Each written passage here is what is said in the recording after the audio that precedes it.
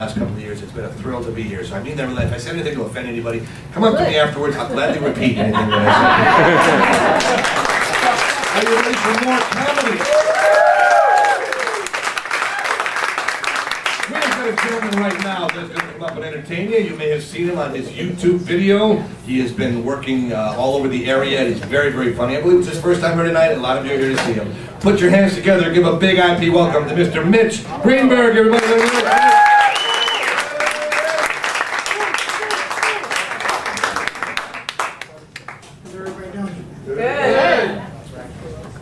So, good evening. Here I stand before you, 66. You guys hear me okay?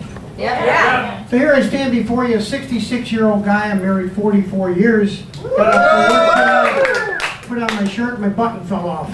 Went to pick up my briefcase, my handle fell off. Now I'm afraid to put my pants on. Let's talk about something interesting. Kids, and they're interesting. And they go through stages. Stage 1, ages 1 through 10. They call you mommy and daddy. They tell you they love you. They run in your arms, and anything you ask them to do, they do. Parenting. This is easy. Wrong. Stage 2, horns grow out of their heads. Ages 11 to 15, and they make the statements, I'm embarrassed to go with you in a shopping mall. What do you know? You don't know anything. Where's the halos? I don't care what you say. Then you want to get them a new pair of jeans for 40 bucks. Okay, brand new. No, holes in the knees, brand new. Well, let's go home and cut up the jeans for nothing. Nope, they want brand new. And then you're in the car trying to listen to the radio and you can't hear it in the front seat because your child's headsets are so loud you can hear her music right in the back seat. And you ask her to make it lower and she can't because she's losing her hearing and going deaf. Stage 3, horns, halfway down now, ages 16 and 17. They call you mommy and daddy. They tell you they love you. They run in your arms. And anything you ask them to do, they do. And you're scratching your head. What is going on? Well, they're not stupid. They want the keys to the car. Sorry, I'll give you the keys to the car. 12 midnight curfew. You're right. I'll give you 3 excuses. You come home late. Ran out of gas, got stopped by a cop, flat tire. I used it on my parents. You can use it on me. So the first night, they come home 3 in the morning, hammered. What happened to you? You should be proud of me. It's just 3 in the morning. 11 o'clock at night, I really got drunk. Yeah. 2:30 in the morning, I sobered up. Yeah. Now I'm not drunk anymore. You proud of me? No. You're 16, 17 years old. You don't drink till you're 21. You're not proud of me? No. Sorry. Stage 4, horns gone. Halos over their heads. Thank you very much. And they make the statements you want to hear all your life. Ma, Dad, whatever you said when I was growing up, you were right. Wow, I was a kid too. And then I once gave my daughter 10 bucks. I went to pay her back payday. And she said, that's okay, Dad, keep the money. I got the same problems you do. I almost passed out and had my first heart attack. Now I'm a grandparent. I get revenge. My oldest grandson, we take him out to breakfast every day. We give him all the red, green, blue dyes. Give him all the sugar he wants. And if he's a good boy, we send him home with a bag of cotton candy. And we turn him to his mother and say, he's all yours. Next day I get a call, Dad, you know what your grandson did? What did he do? He didn't go to bed till 3 in the morning. I said, really? That's not what happened. Well, he was snoring and sleeping, but his eyes never closed. Hung up the phone, laughed my head off. Revenge. Then I get a call, Dad, you know what your grandson did? What did he do now? He had 6 donuts, and I told him not to have it. How do you know he had 6 donuts? He had frosting all over his mouth. That would solve the crime. Hung up the phone, laughed my head off. Revenge. Then I get a call, Dad, you know what your grandson's doing? I says, 2:30 in the morning. What are you doing? You crazy? This better be good. He's doing stand-up comedy. I said, what? Hi, Grandpa. My impression of SpongeBob. Bop, bop, bop, bop, bop, bop, bop. My impression of Jimmy Neutron. Bop, bop, bop, bop, bop, bop, bop. My impression of Dora. Bop, bop, bop, bop, bop. Dora's a girl. She's got a higher voice. He's laughing. She's laughing. I'm laughing. And I said, you know what? Stay up at Psycho the rest of the night. I'm going to bed. Good night. Hung up the phone, laughed my head off. Scratched my head. Where does stand-up comedy come from? Well, anyways, my other daughter and son-in-law live in Virginia Beach, Virginia. Took a week vacation, and I stayed with her for a week, which I'll never do again. First night, grandson's wailing away at 3 in the morning. Wow, wow, wow, wah. And my daughter's screaming, shut up, go to bed, go to bed. And I'm laughing, giving my wife a high five in the other room because of the 3 daughters, she was the crier.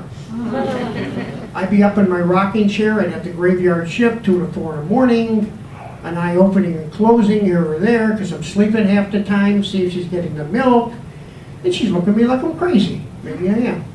I got revenge. The next day, my grandson did something, as they say in baseball, he hit a home run. She's got a beautiful new dress on, and my son-in-law is sitting there, and she's feeding the baby here, the bib is here, baby hatch right over here. So I'm laughing, she says, oh, you think that's funny? I said, actually, yes, one of your sisters did the same thing to me. How does it feel? Then we go back to Illinois, and my daughter calls me, Dad, you know what your grandson did? What do you do now? You know, he's smarter than I think. I said, what do you mean? Well, he didn't eat all his dinner, and we didn't give him any dessert, so what's the problem?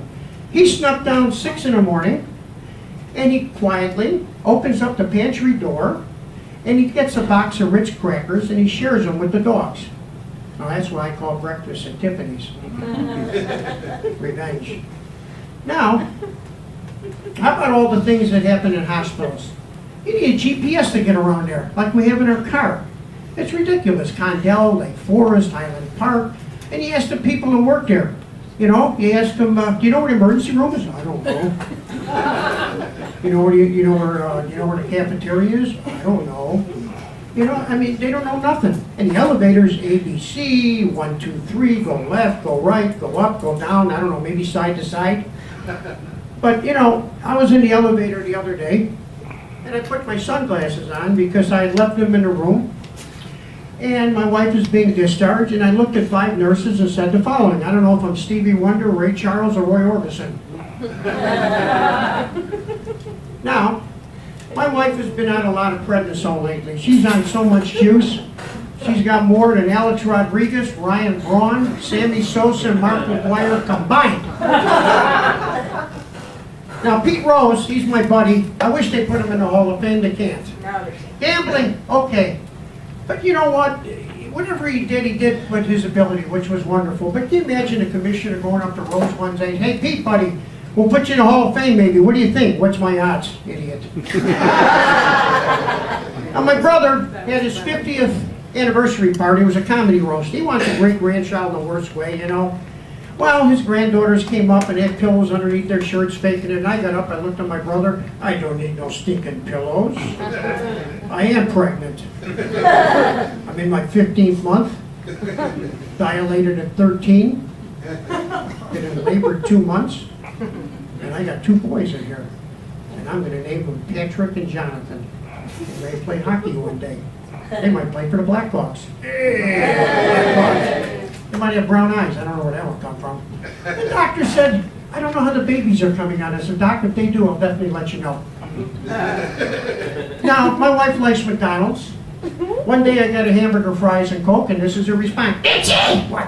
What'd you do with my hamburger? Mustard, ketchup, pickles, onion. Now I can't eat it. You happy? Well, I'll take it back. No, now I gotta starve. Well, I'll take it back. No, it's too late. And I told him ketchup only. And after all these years, you still got it wrong. Oh, shut up and sit down.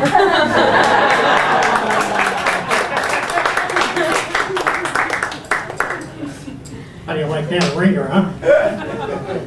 I had cataract surgery done a while ago. I can't see a thing. I can't see 5 feet in front of me. I spent all this money for what? My vision's terrible. What did he do to me? Now I can see.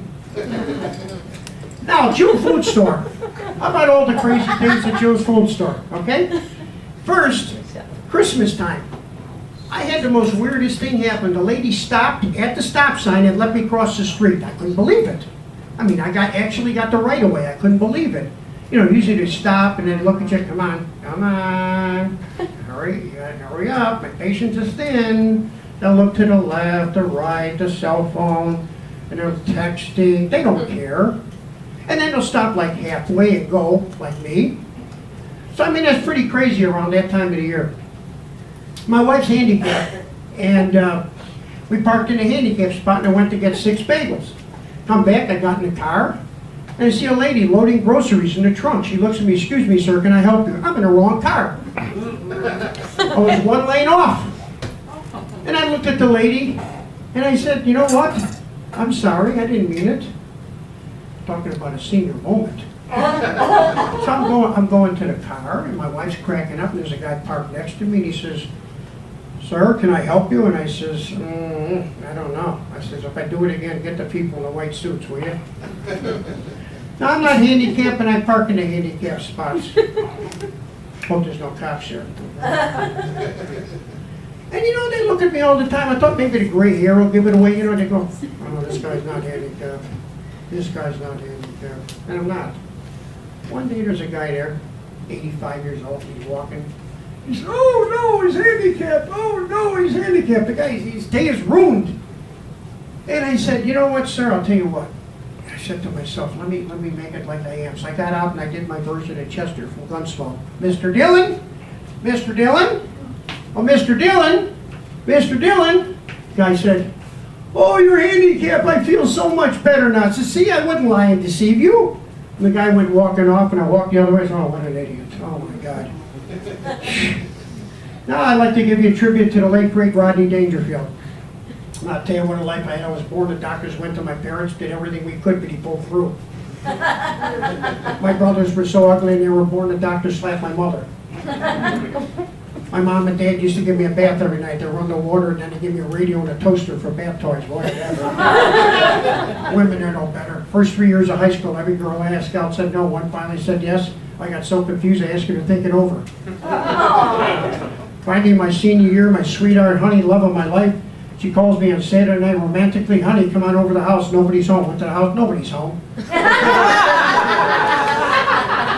I went to my old town, Brooklyn, New York. Good old Brooklyn. Yeah, crime must be bad in New York. The other day, I passed by the Statue of Liberty. She had both hands up in the air. I'll tell you. My old town, Brooklyn. Good old Brooklyn. Tough neighborhood, tough neighborhood. I'm walking down the street, and I see two hands coming out of the cement. Help. Football team, tough football team. Real tough football team, I'll tell you. Especially on defense. Anytime we sacked the quarterback, that wasn't good enough. They went after the guy's family next. I'll tell you, jobs there no better. I once worked for an orange juice factory and I can't because I couldn't concentrate. I once worked for a muffler factory and I quit the job, too exhausting. I was even a lumberjack and I quit that too. I couldn't cut it, so they gave me the axe. I was once a doctor and I quit the practice. I never had patience. If I ever get these on, well. Once an ophthalmologist, I had to quit the job. I couldn't see eye to eye with the patients. Who put these things on? Finally retired, the best job I ever had. Now, I'd like to tell you how you live life backwards. You start off dead, get that out of the way. Then, you live in a nursing home, you can't take care of yourself.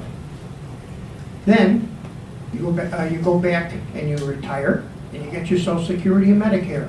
Not bad, if you're lucky. Then in your last day of work, you get a gold watch. Not bad. Then you go back to high school.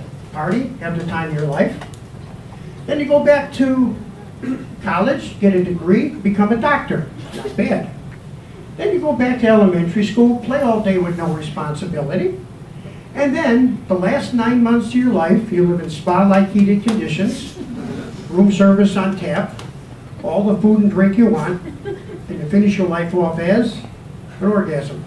My name is Mitch Greenberg. Thank you so much. Okay, thank